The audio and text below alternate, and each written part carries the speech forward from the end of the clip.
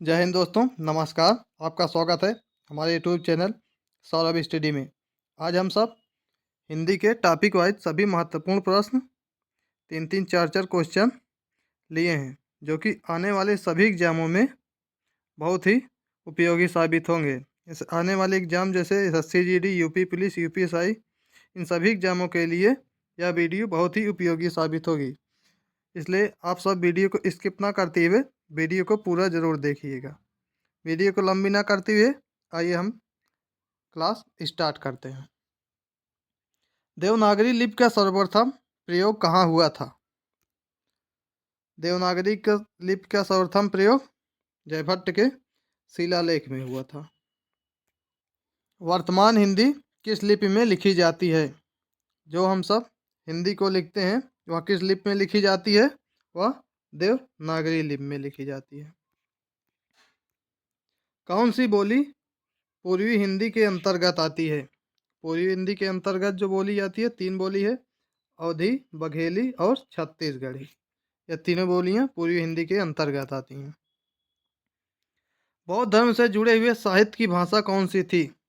बौद्ध धर्म से जुड़े हुए साहित्य की भाषा जो थी वो पाली भाषा थी, जो कि बौद्ध धर्म के साहित्य की भाषा थी, पाली भाषा। 9वां विश्व हिंदी सम्मेलन कहाँ संपन्न हुआ था? आप सबको बताना है 9वां विश्व हिंदी सम्मेलन कहाँ संपन्न हुआ था। इसका सही जवाब जोहान्सबर्ग, दक्षिण अफ्रीका में। अगर पूछे पहला विश्व हिंदी सम्मेलन कहाँ हुआ था, तो पहला विश्व हिंदी सम्मेलन नागपुर, भारत में हुआ था। भाषा की सबसे छोटी इकाई को क्या कहते हैं? भाषा की सबसे छोटी इकाई को बताना है, क्या कहा जाता है? इसका सही जवाब वर्ण हो जाएगा, वर्ण कहते हैं। हिंदी वर्णमाला में स्पर्श व्यंजन की संख्या कितनी होती है? स्पर्श व्यंजनों की संख्या 25 होती है। किस वर्ग का उच्चारण स्थान दंत है? दंत वर्ग का उच्चारण स्थान ता, था, दा, धा, ना। का वर्ग के उच्चारण स्थान होते हैं का, खा, गा, घा, अंगा, जो कि कंठ से आते हैं। चा वर्ग चा, छा, जा, झा, इया, तालु। टा वर्ग टा, ठा, डा, ढा, ड़ा, मूर्धा।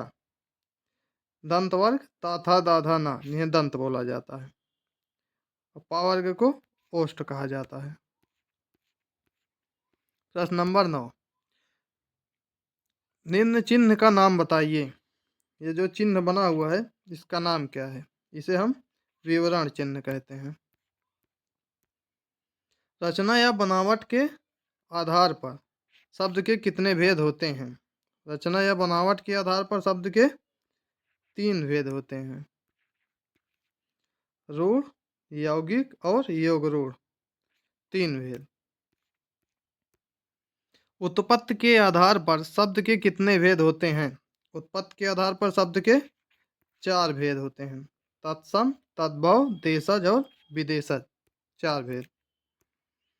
कटोरा किस प्रकार का शब्द है? कटोरा एक देशज शब्द है। बदौलत में कौन सा उपसर्ग है? बदौलत में बा उपसर्ग है। बा प्लस दौलत शब्द से मिलकर बना है बदौलत। कहावत में कौन सा प्रत्यय है? कहावत में कह प्लस आवत, कहावत में आवत प्रत्यय है, का उपसर्ग हो जाएगा।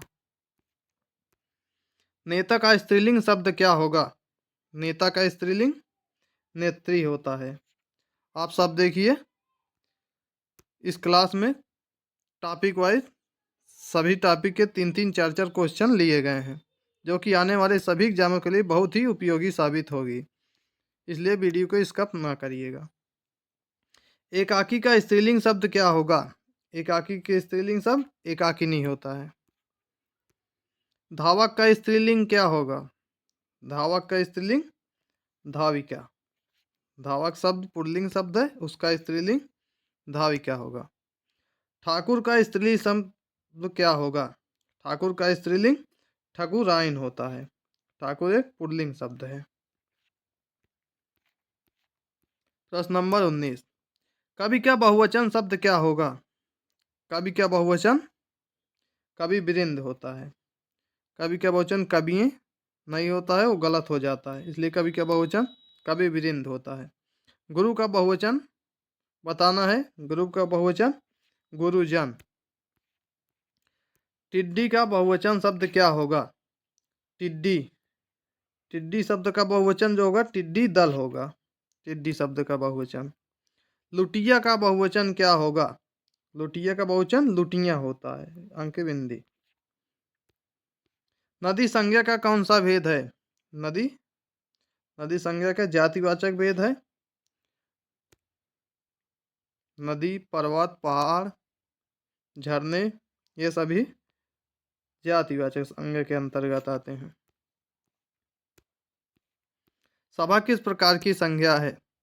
सभा एक समूहवाचक संज्ञा है। सभा, संसद, परिवार ये सभी संसद, परिवार ये सभी समूहवाचक संज्ञाएं हैं। प्रश्न नंबर 25 से और के द्वारा किस कारक का प्रसर्ग है? से के द्वारा ये कारक का प्रसर्ग जो करण कारक से आता है। से और के द्वारा कर्ता ने कर्म को करण से या के द्वारा। बचपन संज्ञा का कौन सा भेद है? बचपन संज्ञा का भाववाचक भेद है। बचपन भाववाचक संज्ञा है। मिथिला का विशेषण शब्द क्या होगा? मिथिला का विशेषण शब्द बताना है। मिथिला का विशेषण शब्द मैथिल होता है। इसका सही जवाब मैथिल। विज्ञान का विशेषण शब्द क्या होगा? विज्ञान का विशेषण वैज्ञानिक। वैज्ञानिक।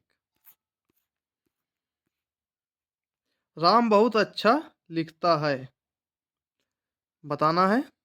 राम बहुत अच्छा लिखता है वाक्य में प्रविशेषण शब्द कौन सा है? प्रविशेषण शब्द बताना है। इसमें से राम कर्ता हो जाएगा। राम कर्ता। बहुत प्रविशेषण है। अच्छा विशेषण है। अच्छा विशेषण हो जाएगा। लिखना क्रिया हो जाएगी। है सहायक क्रिया है।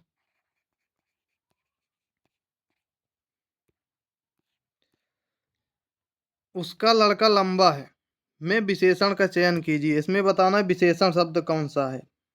उसका लड़का लंबा है तो लंबा लड़के की विशेषता बता रहा है, इसलिए लंबा विशेषण शब्द है।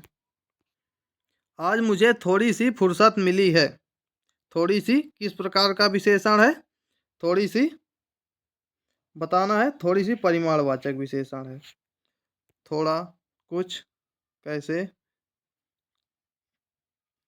कुछ लाओ ये सभी परिमाणवाचक विशेषण हो जाएंगे। क्रिया के मूल रूप को क्या कहते हैं? क्रिया के मूल रूप को धातु कहते हैं। किसी कार्य का करने या होने का बोध कराने वाले शब्द को क्या कहते हैं? किसी कार्य का करने या होने वाले बोध को कराने वाले शब्द को क्रिया कहते हैं। इसका सही जवाब क्रिया। बच्चा गहरी नींद में सो रहा था। उपयुक्त वाक्य में कौन सी क्रिया है? बताना है उपयुक्त वाक्य में कौन सी क्रिया है। इसमें अकर्मक क्रिया है। बच्चा गहरी नींद में सो रहा था। यहाँ पे कर्म नहीं हो रहा है। बच्चा सो रहा था। सोना एक अकर्मक क्रिया है। सोना अकर्मक क्रिया है, इसलिए इसका जवाब अकर्मक क्रिया हो जाएगा। सीता नहीं पढ़ती है। सीता नहीं पढ़ती है।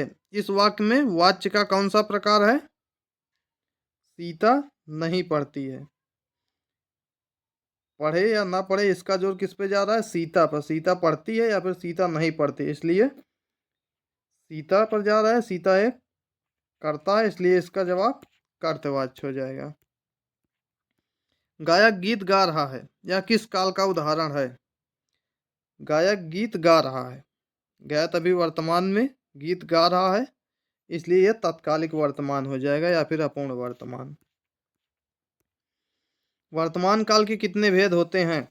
वर्तमान काल के 5 भेद होते हैं। सामान्य वर्तमान काल, अपूर्ण या तत्कालिक वर्तमान काल, पूर्ण वर्तमान काल, संदिग्ध वर्तमान काल, संभाव्य वर्तमान काल।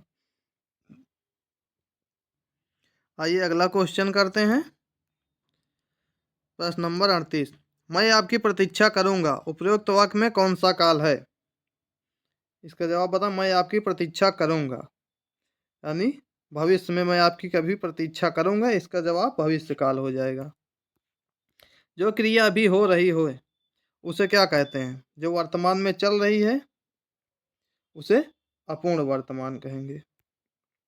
अभी हो रही है, अपूर्ण या तत्कालिक वर्तमान। अव्यय के मुख्यतः कितने भेद होते हैं? अव्यय के मुख्यतः 4 भेद होते हैं। 4 भेद: क्रिया विशेषण अव्यय, संबंध बोधक अव्यय, समुच्चय बोधक अव्यय और विस्मयादि बोधक अव्यय। अव्यय के 4 भेद होते हैं। जिन शब्दों में लिंग, वचन, कारक आदि के कारण कोई परिवर्तन नहीं होता है वह शब्द क्या कहलाते हैं?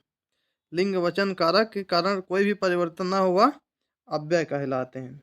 जैसे कुछ उदाहरण है: ठीक, भर, तब, तथापि, ये सभी शब्द अव्यय कहलाते हैं। इसमें लिंग, वचन, कारक किसी भी को लगाने से कोई भी परिवर्तन नहीं होगा।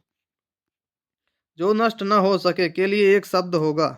जो नष्ट न हो सके उसके लिए एक शब्द होगा अनस्वर। जो नष्ट न हो सके अनस्वर।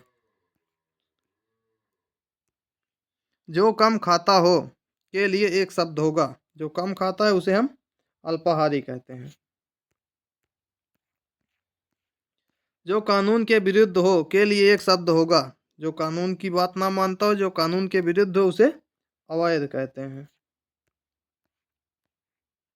आम के आम, गुठलियों के भी दाम, मुहावरे का अर्थ क्या होगा?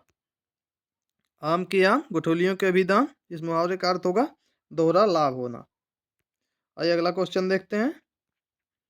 प्रश्न नंबर 46, 1 और 11 होना, मुहावरे का अर्थ बताइए।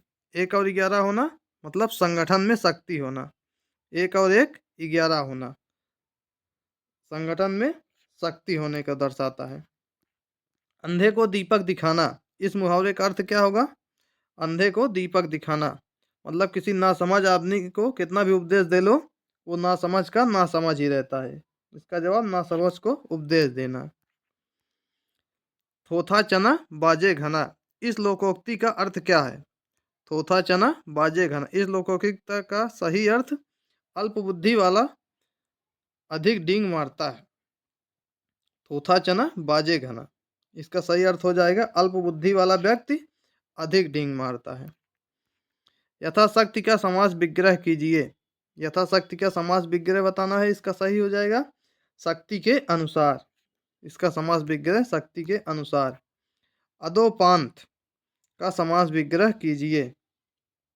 अधोपांत का समास विग्रह होता है आदि से अंत तक। अधोपांत, इसका समास विग्रह हो जाएगा आदि से अंत तक। लंबोदर में कौन सा समास है? लंबोदर में बहुब्रीहि समास है। लंबा है उदर जिसका, अर्थात गणेश। किसका उदर लंबा है यानी पेट किसका लंबा है? गणेश जी का। ये गणेश जी को दर्शा रहा है, इसलिए यह बहुब्रीहि समास है। मातृभूमि का शुद्ध शब्द क्या होगा? मातृभूमि, ये गलत लिखा हुआ है, इसका शुद्ध रूप हो जाएगा मातृभूमि। चिरंतन का विलोम शब्द क्या होगा? चिरंतन का विलोम शब्द है नस्वर। प्रत्यक्ष का विलोम शब्द क्या होगा? प्रत्यक्ष का विलोम शब्द परोक्ष हो जाता है, इसका सही जवाब परोक्ष। तालाब का पर्यायवाची शब्द बताइए। पर्यायवाची बतानी है। तालाब की पर्यायवाची पुष्कर, सरोवर, पोखर, तड़ाग, ताल, सर और जलाशय, ये सभी तालाब के मुख्य पर्यायवाची हैं जो कि किसी न किसी एग्जाम में पूछे गए हैं। दूध का पर्यायवाची शब्द बताइए। दूध का पर्यायवाची शब्द बताना है। इसका जवाब होगा अमृत, क्षीर, पीयूष, दुग्ध, गोरस, पेय। ये सभी दूध के पर्यायवाची हैं। आंख का तत्सम शब्द क्या होगा? आंख का तत्सम शब्द होता है अच्छी। इसका सही जवाब अच्छी। पलंग का तत्सम शब्द क्या होगा? पलंग का तत्सम शब्द पर्यंक होता है। इसका सही जवाब पर्यंक। पुस्तकालय में कौन सी संधि होगी? पुस्तकालय में इसका संधि विच्छेद होगा पुस्तक प्लस आलय। पुस्तक प्लस आलय, इसलिए पुस्तकालय में दीर्घ संधि है। गौश्चरित की सही संधि विच्छेद होगी। गौश्चरित का गौ विसर्ग चरत, इस यह एक विसर्ग संधि है। गौश्चरित का संधि विच्छेद गौश्चरत। चरण कमल बंदो हरिराई में कौन सा अलंकार है? सबको बताना है। चरण कमल बंदो हरिराई में रूपक अलंकार है। रूपक अलंकार का जो उदाहरण होता है, जहाँ पर उपमेय और उपमान में कोई अंतर ना दिखाई दे, वहाँ पर रूपक अलंकार होता है। अर्थात जैसे उपमेय में उपमान का ही अभेद आरोप कर दिया जाए, वहीं पर रूपक अलंकार होता है। जैसे इसमें इस उदाहरण में दिया गया है चरण कमल बंदो हरिराई। यहाँ चरण अर्थात उपमेय को, कमल अर्थात उपमान मान लिया गया है, और चरण पर कमल का अभेद आरोप प्रस्तुत कर दिया गया है, इसलिए यहाँ पर रूपक अलंकार है। भरत मुनि ने रस का उल्लेख किस पुस्तक में किया है? भरत मुनि ने रस का उल्लेख अपनी नाट्यशास्त्र पुस्तक में किया है। करुण रस का स्थायी भाव क्या होता है? करुण रस का स्थायी भाव शोक होता है। शांत रस का स्थायी भाव, शांत रस का स्थायी भाव निर्वेद होता है। आप सब देखिए, हमने टॉपिक वाइज सभी क्वेश्चन लिए हैं, जो कि सभी एग्जामों में बार बार पूछे गए हैं। इसलिए आप सब वीडियो को पूरा ज़रूर देखिएगा, और वीडियो पसंद आए तो लाइक, शेयर और कमेंट करिएगा, और सब्सक्राइब जरूर करिएगा। हिंदी के प्रथम कवि एवं सिद्ध कवि किसे कहा जाता है? हिंदी के प्रथम एवं सिद्ध कवि सरहपा को कहा जाता है। कितनी नाव में कितनी बार रचना को किस पुरस्कार से सम्मानित किया गया है? कितनी नाव में कितनी बार इस रचना को ज्ञानपीठ पुरस्कार मिला है? ज्ञानपीठ पुरस्कार से सम्मानित किया गया है। उर्वशी किसका महाकाव्य है? उर्वशी रामधारी सिंह दिनकर जी ने लिखी है। ठेले पर हिमालय किसकी निबंध रचना है? ठेले पर हिमालय किसने लिखा है? ठेले पर हिमालय धर्मवीर भारती जी ने लिखा है। चीप के दावत कहानी के रचनाकार कौन है? चीप के दावत कहानी के रचनाकार भीष्म साहनी जी हैं। चीप के दावत जो कहानी है, उसके रचनाकार भीष्म साहनी जी हैं। प्रश्न नंबर 70, खुमार रासो किसकी प्रसिद्ध रचना है? खुमार रासो किसकी प्रसिद्ध रचना है? इसका उत्तर आप सबको कमेंट बॉक्स में बताना है। वीडियो कैसी लगी आप सब कमेंट में ज़रूर बताइएगा। वीडियो कैसी लगी आप सब कमेंट में ज़रूर बताइएगा, और वीडियो को लाइक और शेयर ज़रूर करिएगा, और सब्सक्राइब करना बिल्कुल ना भूलें। आज की क्लास यहीं तक थी, क्लास समाप्त होती है। कल हम फिर मिलेंगे। जय हिंद, जय भारत।